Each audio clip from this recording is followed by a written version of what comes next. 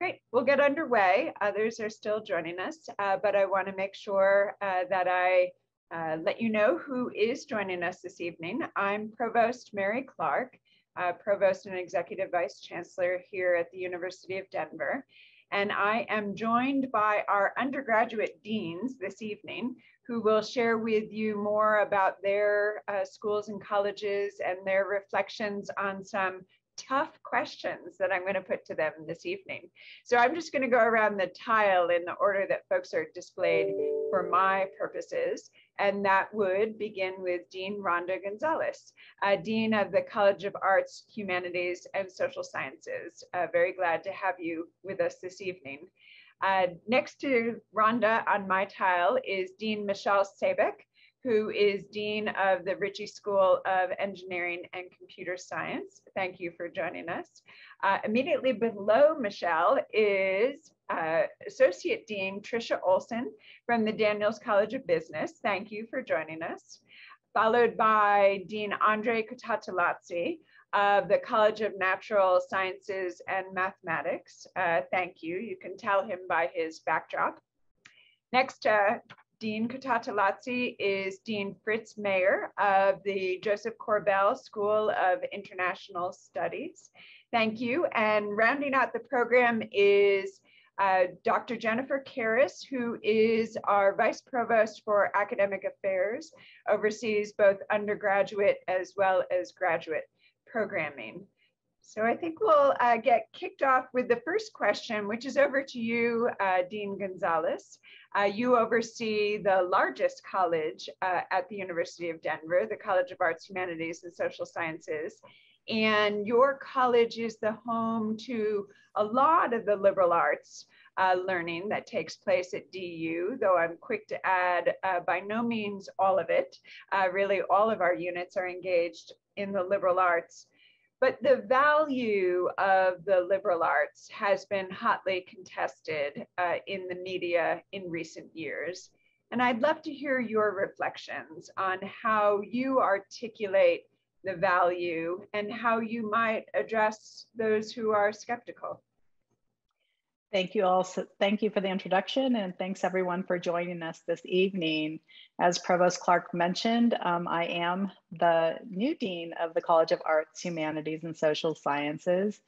And most certainly the value question has been really top of media in the last, I would say, decade and a half, with parents and students both wanting to know the value of what they are going to achieve while they are students on a campus, but also what the professional outcomes and career outcomes might be for their students upon graduating.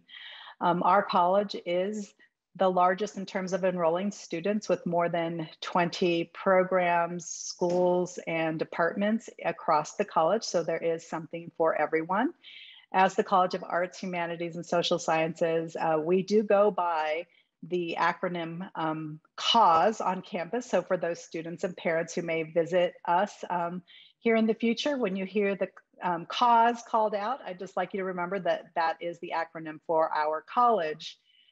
The liberal arts education clearly spans across the entire University of Denver campus, but in our college, students are focused on attaining a comprehensive and holistic view into a variety of areas and learning. I like to say that the liberal arts education our students will receive is the cornerstone of our democracy, and that continual learning, comprehensive learning in the college, along with the lifelong learning way of life, is a value that continues going and going and going through the lifelong journey of a student. Our students are educating in this framing as a way to shape the future that we all want as a local and global community.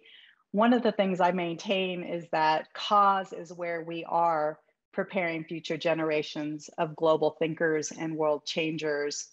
The question of a return on education can't be stated or quantified easily. However, most of the research And studies done, for example, the Georgetown University Center on Education and the Workforce will show that over the course of one's lifetime, earnings, which is a concern for our families, will outpace over the course of a lifetime those students who may be more inclined to focus in a professional school. Our students launch careers and through their lifetime of learning and approaches, apply those skill sets to their careers and make advances throughout them. So I'll just focus on just a couple of items because I know my time is limited about some of the things students in cause will focus on learning. We think about things in terms of critical thinking and holistic problem solving, using data sets, interpreting knowledge and facts as part of that process. Our students also get a great introduction to global and intercultural fluency. And in our interconnected world, this is an utmost important marketable skill. We also focus on making sure our students leave here competent in oral and written communication, and that there is a real emphasis on learning about teamwork and collaboration and collective problem solving to problems at large, and also anticipating the kinds of global problems we might face as a society. So for example, we have programs like our Emergent Digital Practices program, our economics department, and the Department of Theater, just to give you a kind of sense of the breadth of what you'll find in the College of Arts, Humanities, and Social Sciences. And because our acronym is CAUSE, I've been thinking about the fact that we are really large, but that makes us a place where no cause, pun intended, is too small or large for us to address. And your students and you will find something to build not only your interests, but your values and principles as you explore your journey in the college. Thank you. Thank you, Rhonda. And I would love to hear others' reflections on this question as well. How do you engage the liberal arts within your schools and colleges? How do you define the value of that, especially for skeptical audiences? Don't know who would like to jump in next, and I see Dr. Karras. Thank you. Well, I just want to build on what Dean Gonzalez has said, and just to echo those comments, and that producing thoughtful and talented graduates is not just a matter of building those market-ready skills. Of course, we want those, but there's something larger that's going on there as well. And I think that the time in university is about giving students an opportunity that most of us wish we could go back to. Is this time for exploration and for curiosity and for inquiry, to think about things that are complicated problems. Sometimes we call them wicked problems, things that we don't have a solid, clean answer for. That complexity is beautiful. It's the gift of time at DU, where their curiosity can guide them, and that's to find a source of meaning in their lives. So, very helpful. Yeah. Very helpful. Would love others. Fritz, thank you. Well, just jumping in on I love the acronym CAUSE, and the idea that students get engaged in a cause here. In some ways, all of us are in that business, and then. In the course of learning, of being able to work on their passion, the thing they care about, developing the skills they need to really go out in the world and make a difference. And exactly as Jennifer said, it's not just getting ready for a job. It's really, or perhaps one way to say it is, it's getting ready for the job of citizen, which is something all of us, whatever other job we may have in life is something all of us have. And I think that's probably something we all share.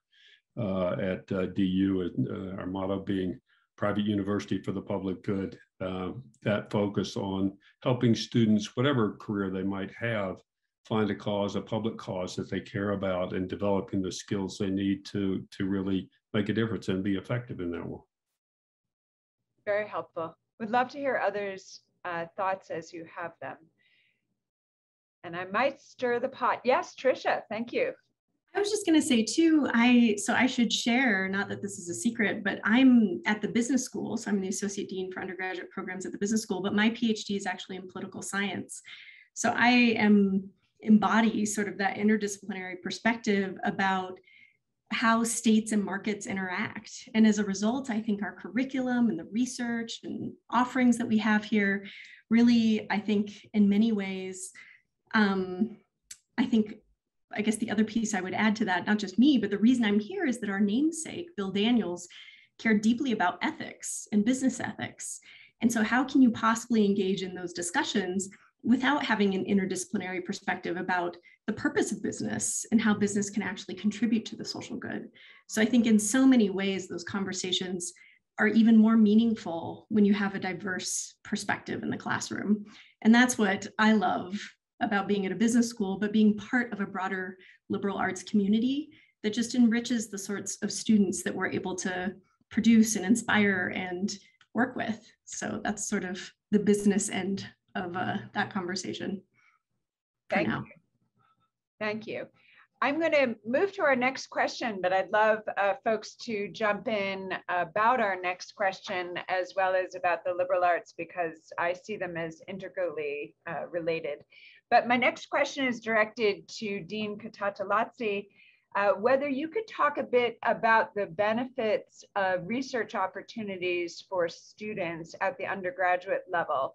What opportunities are there, if you might set the table for us, and what do you perceive the benefits to be? Thank you, Mary. First of all, welcome parents.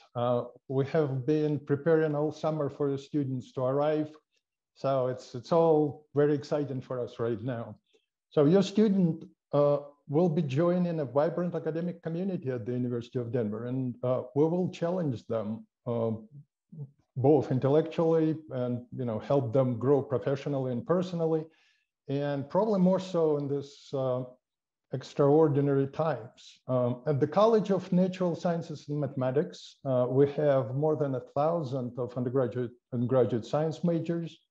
The college has just list in here the 5 academic departments: biological sciences. Biology, as some of you may know, is one of the largest majors on campus. Then the Department of Chemistry, Biochemistry, Geography and the Environment, Mathematics, and Physics and Astronomy. So Provost Clark has asked me to focus more on the undergraduate research, which I am happy to do. Excuse me. Our faculty are wonderful teachers. When I say our, I mean DU faculty are wonderful teachers, researchers, and practitioners. Many of them have competitive research grants, and in my world, experimental sciences are expensive. Our research active faculty help create and finance the research infrastructure. And in doing so, they help create all these wonderful opportunities for our undergraduate students to engage in experiential learning and undergraduate research, which is critical for their training and their long-term career aspirations. I would argue, and data supports it, that research is the most sophisticated form of learning. And I can assure you, students just love it. So this year, obviously, there are still some considerable uncertainties remaining for undergraduate research per se, but your students should not worry about it. The majority of them will start their real exploration of research labs later on in their junior or senior year. But of course, as first years, they will be exposed from day one to science labs held in a safe fashion. Besides these research opportunities for students, there is another aspect why you parents should know that many of our faculty are research active. So credentialing of our faculty is done by their respective professional societies outside of this university. And I can tell you all day long how wonderful our faculty are, and they are.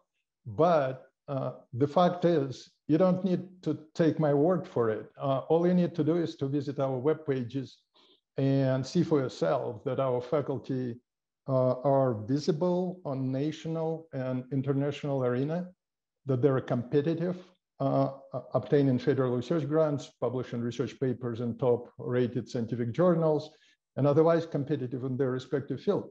That's how you, the parent, know that your student will have direct access to all these great scientific minds which we recruited and hired. And the last word about research, in the context of, and we kind of started talking about it during this discussion, in the context of the fact that more than half of our students will be eventually employed in jobs which do not exist yet. So undergraduate research will help them develop exactly the kind of skills that they will need in the future to deal with the unknown. And I can assure you there will be plenty of that in the future. So just to conclude, I hope that most of you parents are happy, we're happy with the many communication channels available. Let's keep all these communication channels open. But when they start their classes, just lean back. It is a bittersweet moment to see your child leave for school, but it is a very exciting moment. And for those of you parents who are going through this for the first time, as a parent of twins who did graduate from college, I can confidently tell you that the whole college thing is definitely doable, even in hard sciences and math. So good luck with everything, and do not worry about your students. We will take good care of them, but do check on them from time to time. Thank you. Very good. Thank you, Andre. I'm also the parent of twins. Mine have just finished their first year in college, and I will say it was bittersweet. I'm very excited for them, obviously, to move on to this next stage, but a little wrenching for us as parents, of course.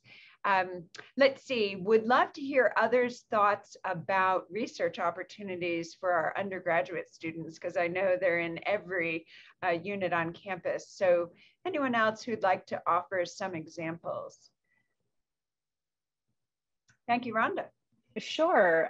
So across our college, there are experiences often known as capstone or senior experiences with research in the relevant area. But what I want to highlight is that a couple of years ago, the college started focusing on developing what are called Keystone experiences for our students that cross over a couple of quarters of their enrollment. And this Keystone experience can be devised or created by a faculty member in alignment with student interest. But one of the things that they require is a community engaged aspect. And so I'll just highlight one of those.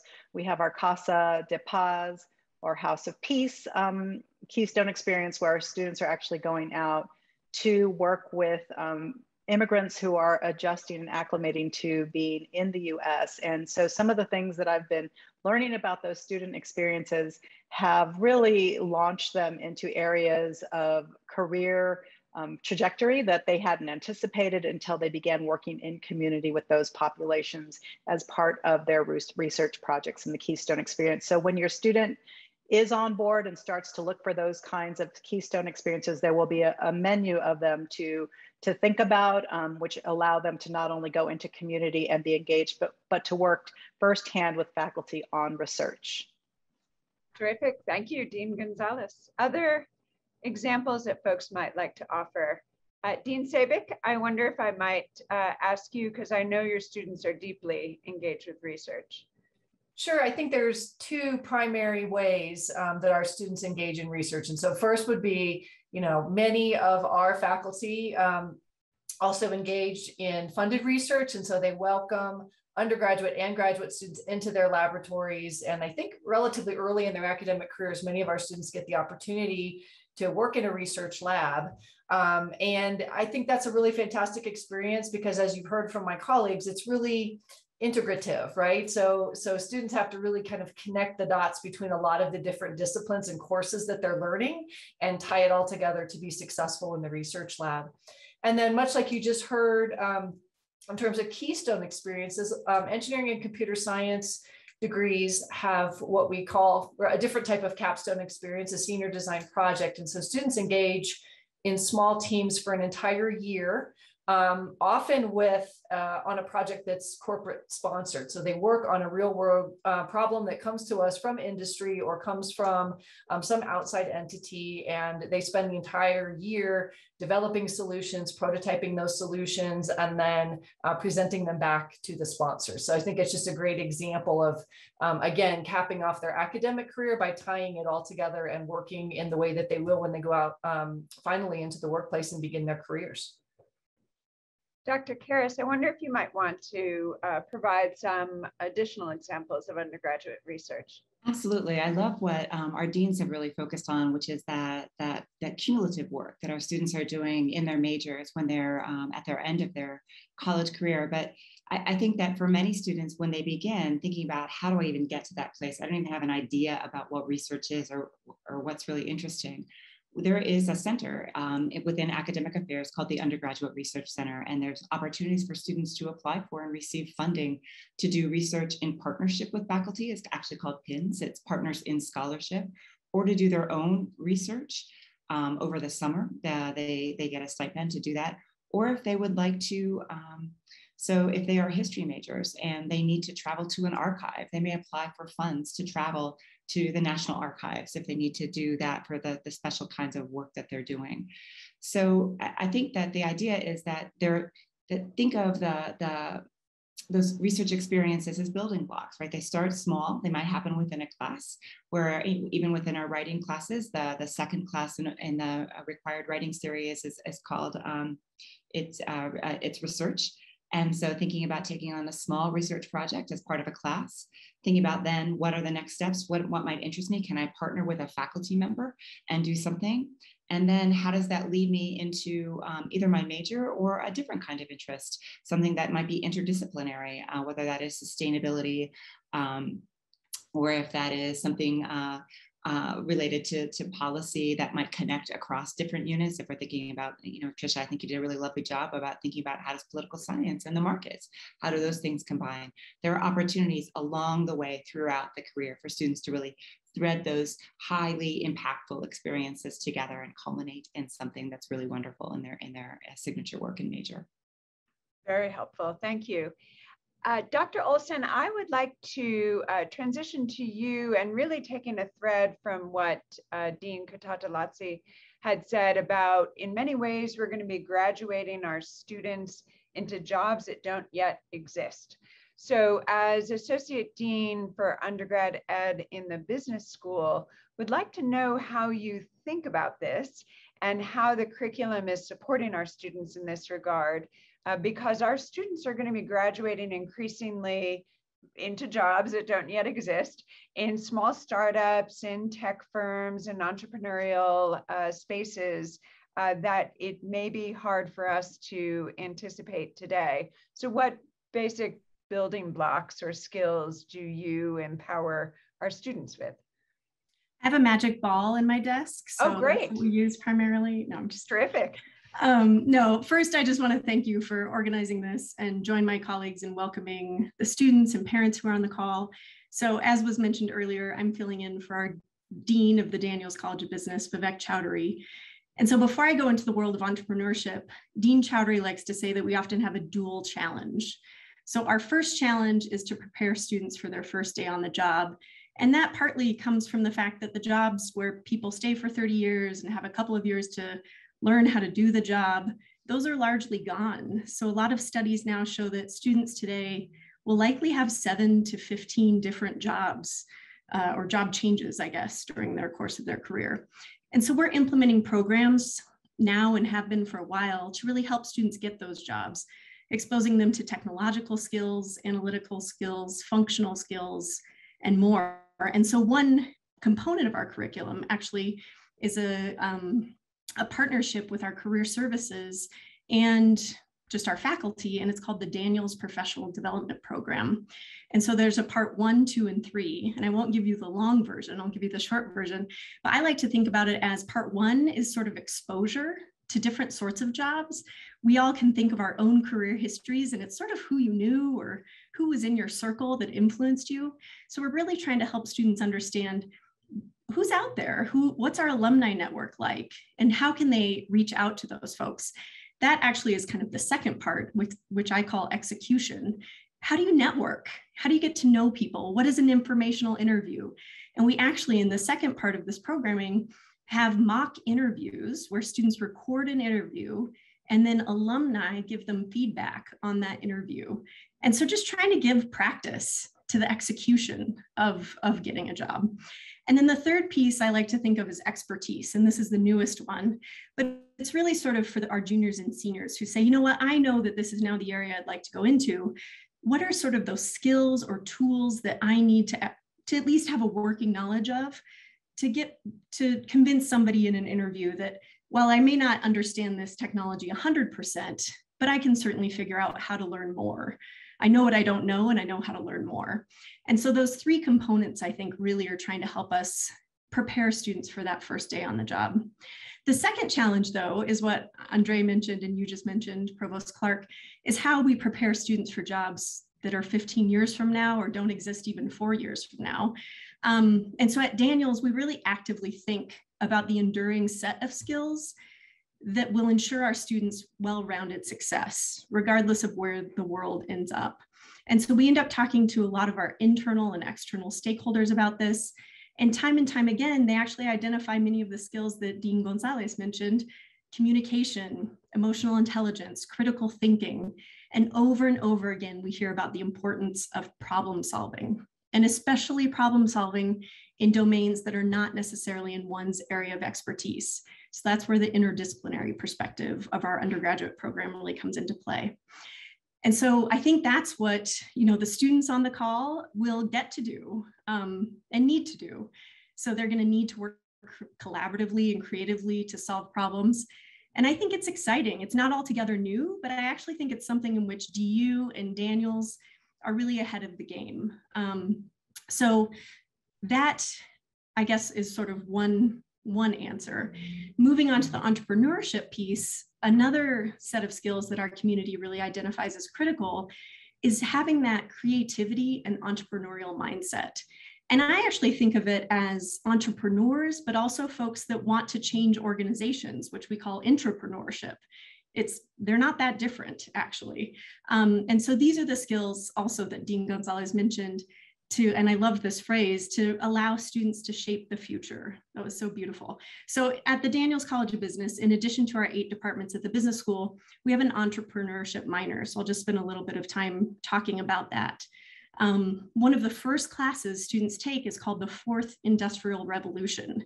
And so in this class, which I probably should take myself, they learn about AI, virtual reality, augmented reality, blockchain, the Internet of Things. And students are just sort of learning what these technologies are. But by the end of 10 weeks, they get into teams and create a new business. And so it concludes with a competition amongst teams called the Madden Challenge. And we all gather in the Marcus Commons, which is in Daniels.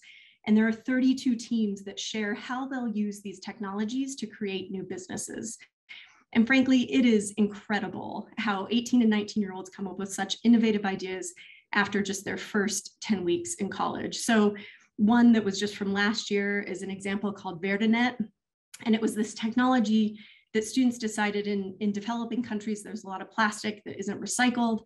And so they were working on a way to partner with usually very low-income individuals in developing countries who gather some of the plastics that could be repurposed to turn it into a filament that then could be used for mosquito netting. And apparently, I just chatted with our director of entrepreneurship who said that they were actually reaching out to the government of Indonesia. They had some contact there to see if this is something they could pilot. So, I mean, it's just incredible that that could happen in a mere 2.5 months. And so while that's a course that's taken by first-year business students, what I want to iterate is that 1/3 of the students are actually not business students. And so in my view, the best entrepreneurial ideas are really interdisciplinary. When humanities and music and science or public policy students can work with business students, I think those ideas are truly impressive. Following that course, what we do in the entrepreneurship minor, I think, is also quite innovative. So instead of telling students what the subsequent courses are that they should take, we actually offer a series of what we call sprints, which are 1 credit, 1 topic. and we offer over 30 sprints. And so we tell students that for your entrepreneurship minor, just take any 12 sprints that relate to your interests. And those are the 12 credits that essentially help them work toward their minor. At the bookend of that, they take a course called From Idea to First Dollar, which is what it says. So in this course, students have 10 weeks to come up with their first dollar of sale for their idea. And so the sprints we have are, design thinking, user-centered, emotional intelligence, how to fund your business. And one of them is called the perfect pitch, in which students learn that our brains actually release oxytocin when a story is told. So I'll tell you a quick story that comes to mind from a student project from that class that I just mentioned. So idea to first dollar sale, and these students had an idea to go to thrift stores, get old clothes, redesign them, and then sell them online. Well, they had no brand awareness online whatsoever, so there weren't a lot of sales. And so just recently, actually, this is super interesting, they decided to do a pop-up store near the community commons. They sold out within 2 hours and made $400. And when asked who their primary clients were, it turns out it was all of the families on campus doing tours who were their primary clients. So maybe some of the folks on the call have some of these clothes that they're sporting or will when they return to campus. So now the next iteration is they're actually teaching other students how to do it. And we've helped supply some of the tools that they'll need to do so to expand their sort of pool of what's available. So this is just a bit about our entrepreneurship minor and how we really seek, though, to support more of an entrepreneurial and problem-solving mindset for anyone. And this ties into the broader university-wide ecosystem of entrepreneurship, Project Excite, which is also part of the Daniels College of Business. And I'll just end there, but that's sort of a bit on how we think about these issues at the business school. Taking a page now from both Dr. Olson and Dr. Kutatalazzi, I'd love to hear from others about how your schools and colleges are preparing students for jobs that don't yet exist, because I think that is a theme that probably runs through all of our schools and colleges.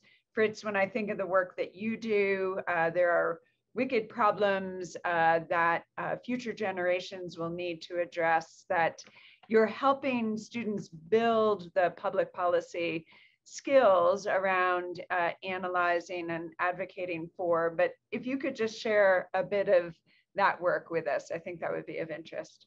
Sure. I mean, first of all, I love, Tricia, love the reference to stories. As you know, I work on stories, and great appreciation for that. So that was lovely. And of course, that's one of the skills that we actually do address. So to your question, Mary, it's really, when we work on these, and I'll say more in a moment, on these great issues of our time, we kind of know what the issues are. But where someone will plug into that, maybe working in the public sector or for nonprofits, or just as working in business and being part of being a citizen, how they'll engage with that really depends on the things that, in fact, everyone's talked about, these basic skills like problem solving, being able to talk to someone who thinks differently from you and put yourself in their shoes, empathy, being able to tell a story, to listen to someone else's story. Of course, hard things like how to make sense of data sets, and writing, being able to write and present effectively. It's just at the heart of so many things. So our students, we obviously focus on these big public issues, international issues at the Corbell School, but really we are a liberal arts major in a way, very interdisciplinary, perhaps a little more applied than others, but ultimately it's about those kind of core skills that people need for a lifetime, because exactly, we don't know. I sure didn't know what I would be doing today when I started college, let alone when I finished college. But I was a history and literature major, Rhonda. So I'm great appreciation for the liberal arts and those kind of core, you think of them as kind of soft skills, but those things matter over a lifetime a great deal. And so that's at the heart of what we do, applied a bit more perhaps to the particular problems of the day. And I'd love it if someone else might address that. And I see a question has just come in from the audience about how do you engage students in these programs and initiatives. So Dean Gonzalez, I'd love to hear your thoughts on jobs of the future, how we're preparing students, and how do we engage students in this learning? Wow, this is such an interesting question. I just want to go back to my colleagues' coining of the, or not coining, but use of the soft skills, because in the humanities, social sciences, and creative arts spaces, we like to call these power skills. Because they are indeed power skills. Sometimes that idea of soft skills may come across as maybe not so concrete and applied, but we know that these are the core fundamental skill sets that students will need to whether they're tackling on a micro topic problem or a large scale humanitarian issue. But I think at the core of it, there are currently many dilemmas. Our students can tell us this themselves, that feel like such onerous problems globally, locally, right? But one of the things that comes out again and again through this process of being educated, where faculty are engaged with students, advising students, mentoring students, and students are mentoring one another, is a sense of empowerment and confidence to put a solution out there, to propose an idea that might be the next great solution to something. And so being able to test one's power skills on campus is important for building that capacity to say, I have something to contribute here, and feel confident enough to express that verbally, in written form, et cetera, again and again. So taking some calculated risks about putting their points of view out there based on the power skills they've developed are really the entree into exploring possibilities that will and can become jobs of the future. How do we, if I might just kind of go on into the question here, how do we ensure students are engaged in these outstanding programs and initiatives? That goes back to, in part, our engaged faculty. Our faculty in their small classrooms have the ability to learn the students, their developing skill sets, et cetera, their interests, and really coach them along into what are initiatives available to them on their campus, on our campus. One of the things that I've noted only in my short time here is just how much everyone across the campus is really communicating opportunities for our students and invested in developing those opportunities. And it's in creating those opportunities to engage in applied research, whether quantitative or qualitative or a mixed method approach, where our students are learning about all of those engagement opportunities. Thank you. Very helpful, thank you. I'm gonna pivot slightly with a question to Dean Sabick. And this has to do possibly with preconceptions of what being an engineering or a computer science major is like. But I am the parent of one of those individuals, so it's not so far from the truth. How do we ensure that there is some flexibility in the curriculum that engineering computer science students pursue? Is it all about lockstep progress through the curriculum, lots of problem sets, or is there something you do within the Ritchie School that helps bring in more creativity and flexibility to this domain? So thanks, Provost Clark, for asking this question. I actually, much of my answer is going to sound like I'm just copying the answers that all my wonderful colleagues have already given, because I was going to talk about soft people power or professional skills, depending on how you want to label those. And I was going to talk about engagement with our students as kind of the two primary strategies. So I guess the first thing I would say, just to sort of set the table, is I think we all know we need more computer scientists and engineers that have all those other skills. When you think about many of the wicked problems that we are wrestling with, we look at things like security versus privacy, producing enough food to support humanity, but not destroying our shared earth, sustainable power and energy and where we get that and how we do that. All of those problems are multidisciplinary, and there's technical elements to those solutions, but there's policy issues, there's people and behavioral issues, right? We've seen in a global pandemic that sometimes science is one piece, but obviously human behavior is at least as big of a component for how we deal with that. And so one of the things that I love about the University of Denver and our programs in the Ritchie School of Engineering and Computer Science is that our students, part of the reason that the curriculum is a little packed is because we expect them to gain all of these professional skills on top of deep technical disciplinary skills. And I think that that's really crucial to their success and their ability to adapt to whatever the workplace will bring in the future. But part of the reason part of the ways that we deal with that and support students in what is usually a fairly rigorous curriculum is by truly engaging them deeply and helping them understand the importance and how all of this ties together, and supporting them as much on an individual basis as we possibly can. So, and many of my colleagues have mentioned several of these aspects of their programs as well. Our classes are small. Full-time faculty get to know your individual student and their strengths and weaknesses and support them to grow in the areas where they need to grow. We have one of the things that's innovative, we have a shared curriculum in the engineering disciplines for the first 5 quarters. So students that think they're interested in engineering but aren't sure exactly which discipline they would like or which industry they think they would like to work in someday, all go through the same curriculum together. And so they have the ability to think about what they want to be, to learn about the different possibilities, and not decide until they're finishing almost their 2nd year of school. So I think that's also a nice opportunity for them to learn and grow and choose the right curriculum for them. We engage, I already talked about our capstone experiences. Engineering and computer science both are very experiential, right? Students work in groups, on teams, and do applied projects throughout their entire curriculum. And I think that's one of the best ways that they learn all of the myriad skills that they need, but also that they learn to network with one another. They learn from their peers and they engage deeply with faculty on these problems. We also have professional advising deep advising by faculty members. And I think that's also very useful for students for understanding where they might fit in the future in the professional world and how they might best make a pathway to that.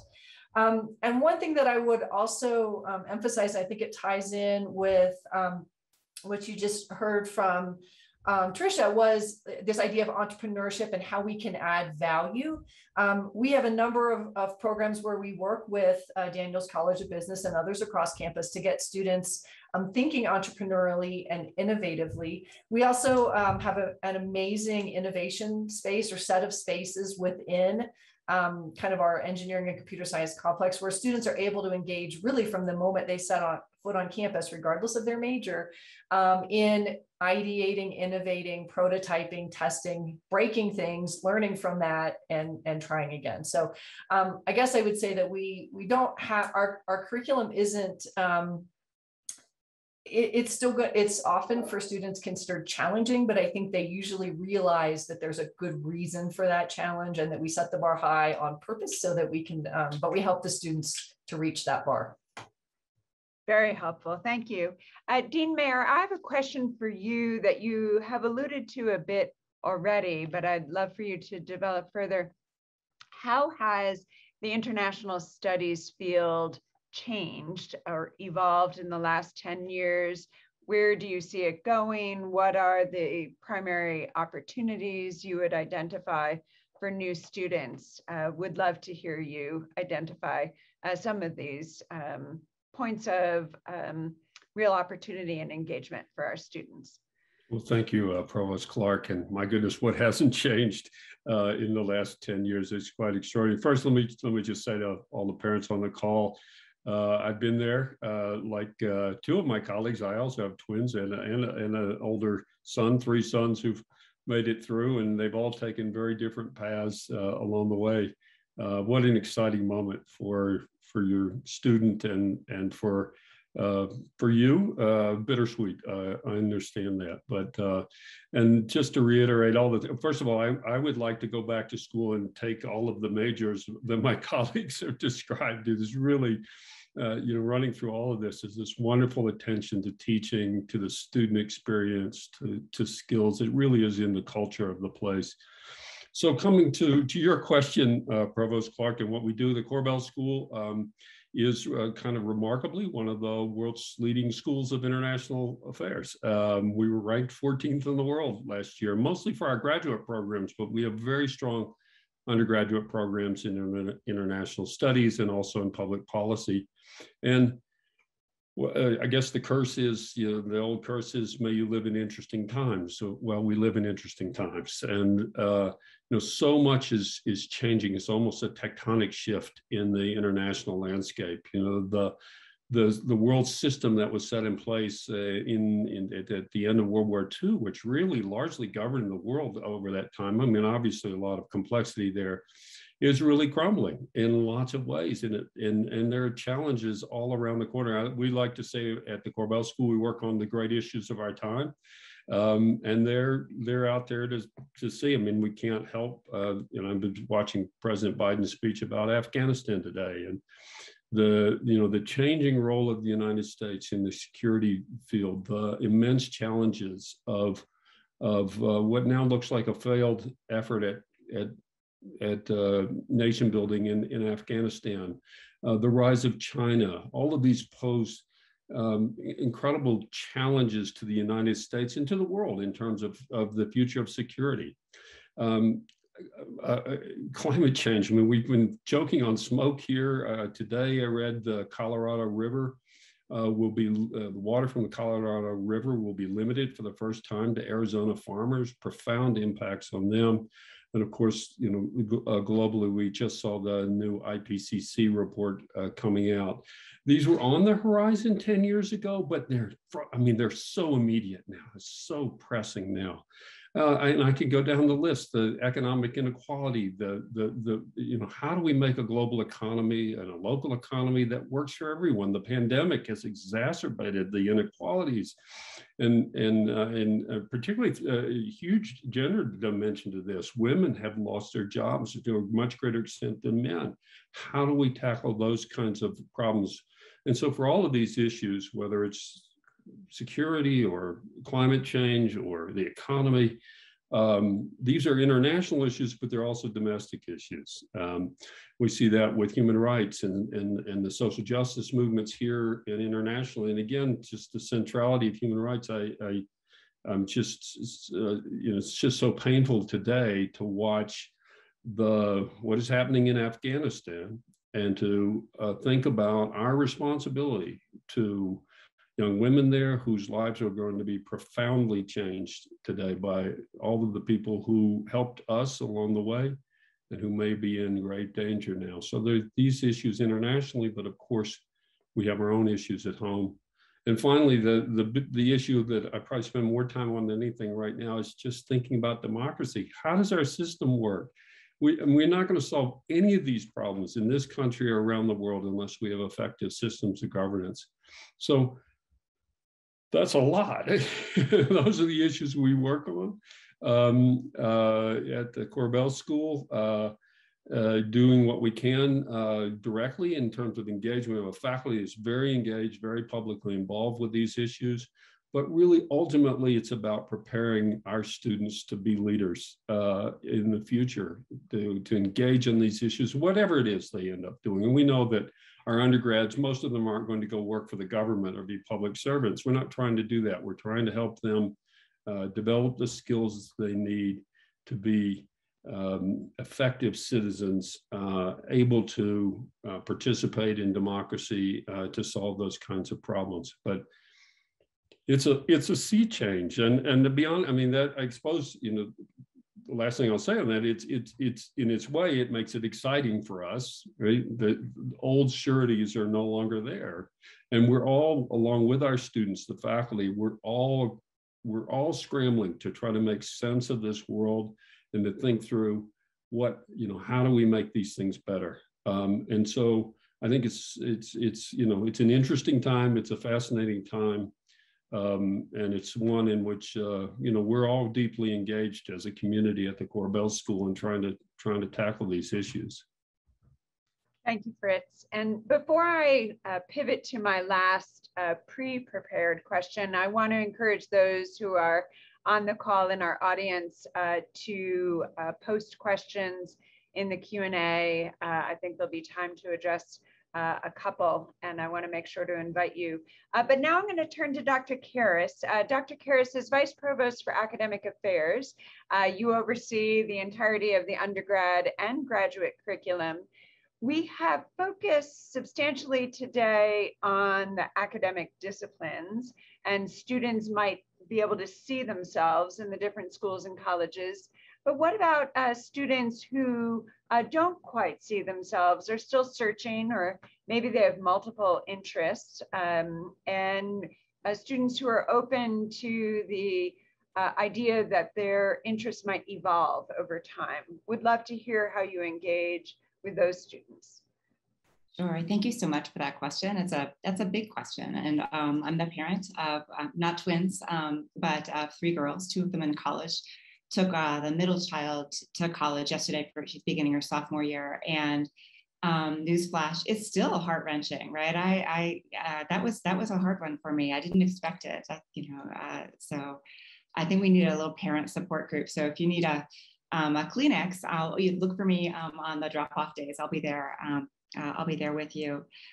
This is a really exciting time for our students, and for the students, I like to call them our exploring students. Some people are calling them our undeclared students, but really there are lots of different reasons why a student may or may not be aligning immediately with a discipline. First of all, there's so much pressure on them. This past year of learning has been particularly difficult, I think, for many of us, and for your students for sure. But for them to understand what they want to do in college, be when they leave, and excel at everything, that a lot of them are walking in with a lot of anxiety. So to think about that you're still exploring, even when our students have declared a major, when they've declared an intent when they start in, we know that on average, our students are going to change about 1.3, 1.5 times.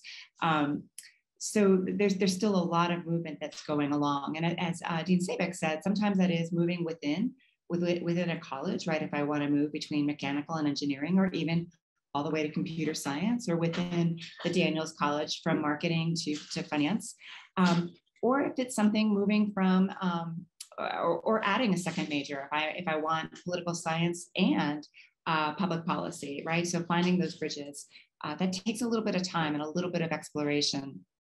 So just, I think, for parents to know that that exploring is actually a good thing, right? That in fact, that's why they're coming here. So that, and depending on the curriculum that students have had in their high schools, they may not know what's out there, right? And just listening to the dean's talk today, right? There's like, how could they know about the beauty that is international relations, or if it is biochemistry, or all of the fields within business, right? That they might not know what anthropology is, or even psychology, right? So that they need to take some time to get their footing and to do a little bit of exploration.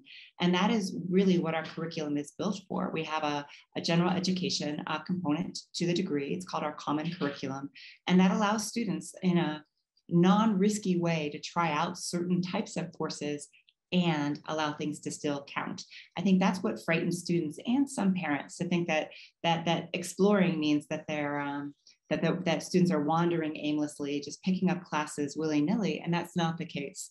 Students are taking classes with credits that apply towards that degree, that are advancing them to graduation. So it's exploration towards graduation. So that's a really positive thing.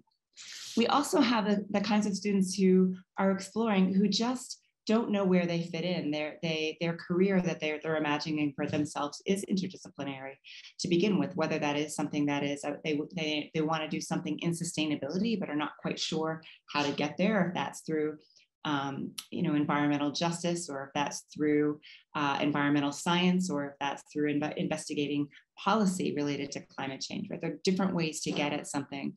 Or if they know they want to go to law school, right? There's no one clear path that says one must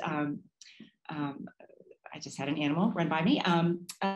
One must advance towards a particular major if they want to go into law or into social work or into education, right? So there are lots of different ways to get to that career. And so we have terrific advising to help our students get there. And then we have other kinds of students who just don't know how to combine their interests, and they've been told they have to choose, whether that is somebody who wants to do environmental science and art, and they're thinking, which passion do I have to let go of? And one of the beauties about the quarter system is that the way that our curriculum is structured, students can put different kinds of interests together in a non-traditional kind of way. And still end up with maybe doing a double major or a major in 2 minors. So there is just that room in our curriculum to allow students to explore. We see students that might have a primary major that then add a secondary major, sometimes in their junior or their senior year, just because they've been taking those classes along the way, and that they think, oh, now I can add a credential in there. It's just, there are many, many different opportunities. Just to build on things that my colleagues have talked about, I think essential for them is leaning into their faculty. That one of the best, most positive experiences our students are going to have is the experiences with faculty that are directed in the classroom, and then in those experiences outside the classroom, whether that's in research or in mentoring them in terms of internships. If that's in community engaged work, they're all different opportunities to kind of extend and develop the work that they've had in their classes. So I think I would say explore, find people who are like-minded, right? It's really great that if you, can fall into that amazing business sequence and think about that 4th Industrial Revolution and find some like-minded folks in that class, or if it is really just in thinking about other types of courses where you just haven't had the opportunity to take a sociology class in the past. It might be a life-changing experience for you, as it was for me. Very helpful, thank you, Jennifer. And I hope whatever animal passed by is familiar to you. Yeah. It was my twin cats, not my twin children. So very good. Looking at the questions that have been posted, Trisha, I was hoping you might take a stab at the question about business and undergraduate research, and also anyone who would take a stab at how internships may have changed over the years, or have they, would be the question. So Trisha, turn to you first. Great, thanks so much. And yeah, at the Daniels College of Business, we love engaging undergrads in research opportunities. So there are a lot of different outlets for that. And I actually was gonna tell this person to email me because it's probably too long of an answer for right now. There's just a couple I'll highlight. One is an organization within the marketing department called Civic. And it's a really interesting group that involves a lot of undergraduates. It's called the Consumer Insights and Business Innovation Center. And so it's really a research center that guides you with some of our most stellar faculty, understanding the needs and feelings and behaviors of consumers with the end idea of sort of developing new and improved market offerings.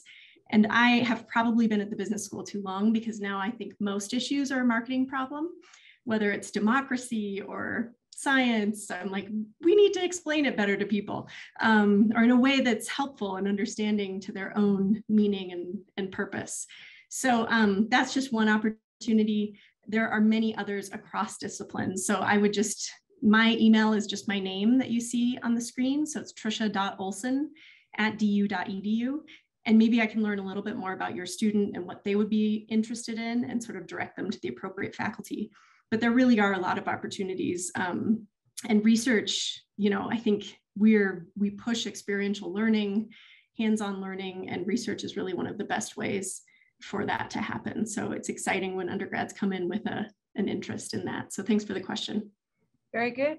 And on the question of internships, it strikes me it might be interesting to hear about how faculty help our students find internships. I don't know if that has changed in recent years. I think it's been a longstanding practice, but just to highlight some, and then we'll wrap up for the evening. Andre, I'm thinking your faculty probably are significantly involved with helping our students identify internships, whether it's in industry or otherwise. Yes, and again, it's I'll give a more general answer, but not a bad idea actually to contact directly a chair of the department, for example, because our departments are almost as different as our colleges and could be different as colleges and schools are. For example, the Department of Geography and Environment has a one of the really hot programs, as many in this audience probably know, is geographic information science. And it's you know, it's a confluence of everything, the computer coding, and you know, you can map anything. You can map out health outcomes and you know, the economic activity and so on. So there are specific entities which are leaders in this space. And one of them, ESRI, the Environmental Science Research Institute, has a huge software, GIS software suite, which we use for our students, but then we also interact with ESRI, with this institute, in such a way that it's beneficial for both sides involved. And there are a lot of our students who are, through the internship at this institution, actually get jobs eventually. Well, it's how it works. Then I talked about research, for example. We have so many entities in around Denver, which really want to see our undergraduate students in the research labs. Anschutz campus is a huge medical school. Not everyone knows that it's not just all MDs with translational medical research. There are like 5 basic science departments there ran by PhD groups and so on. So there are a lot of our undergraduate students who go there and do their internship, so to speak, research. There are several national labs in Denver area. There are in Golden, Boulder, National Renewable Energy Sources, NIST, the Standard Institute of Standards. And our physicists, it's again, two-way traffic. There are a lot of our physics faculty, for example, who went through postdoctoral fellowships there. And now they're really, freely sharing the equipment and students and so on. So it's pretty dynamic. It's just what Dr. Karras was talking about. We need to encourage, and the parents need to encourage our students to be a little bit more proactive and take advantage of this. Just buttonhole your, the next faculty you see in the corridor and ask, where do I get the scholarship or the internship and things like that. It really takes, this kind of proactive approach, being proactive about shaping your own future. Someone mentioned it. That's the same you do during your educational journey with one's advisor. Thank you, Andre. And I would say that practice of buttonholing your faculty or advocating for yourself will set our students up for success post-grad. So terrific that they hone those skills while in their undergraduate college or school. Well, I would like to thank all of the parents and students who have joined us on the call this evening. We look forward to seeing you starting September 6th. We are very eager. Jennifer will have Kleenex for those who need it, but for everyone else, we will be very excited to help you move into your residence halls and introduce you to the opportunities that await you on campus. Would love to thank all of my dean colleagues this evening for giving very generously and thoughtfully of their time. And again, we look forward to seeing you in just a few short weeks. So enjoy the balance of your summer. And welcome to Denver. Thank you for joining us.